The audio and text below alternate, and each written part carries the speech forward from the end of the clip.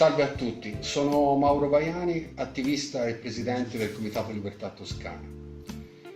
Vi siamo davvero molto grati dell'invito al convegno del 18 maggio a Marcon e ringrazio tantissimo le nostre forze sorelle del Patto per l'Autonomia del Friuli e del Patto per l'Autonomia del Veneto.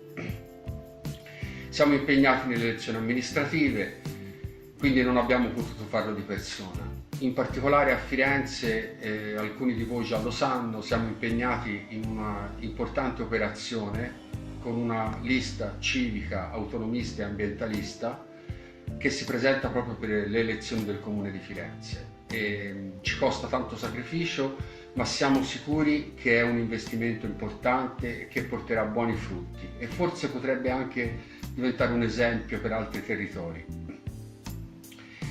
Io vi chiederei di impegnarsi tutti insieme in una vigorosa e necessaria protesta contro le ingiustizie delle leggi elettorali italiane. Lo avevamo già scritto nel nostro messaggio del dicembre scorso in occasione del 75° anniversario della Carta di Chivasso, ma vi prego di rilanciarlo insieme il prima possibile nel modo più forte possibile.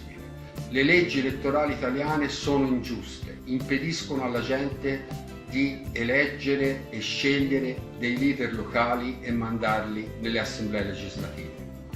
Non solo per le elezioni europee, non solo per la Camera, ma addirittura per il Senato, contro la lettera stessa della Costituzione.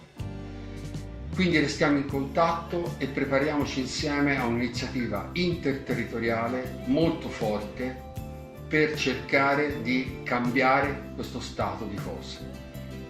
Non riguarda solo noi autonomisti, indipendentisti, decentralisti, localisti di varia ispirazione e di varia cultura.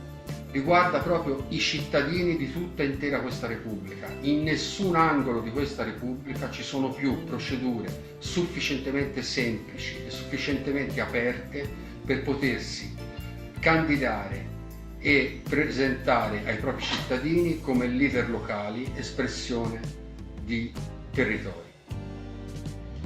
E su questo tema che vi chiedo di approfondire, risentiamoci al più presto. Vi auguro buon lavoro e vi auguro ogni bene. Grazie.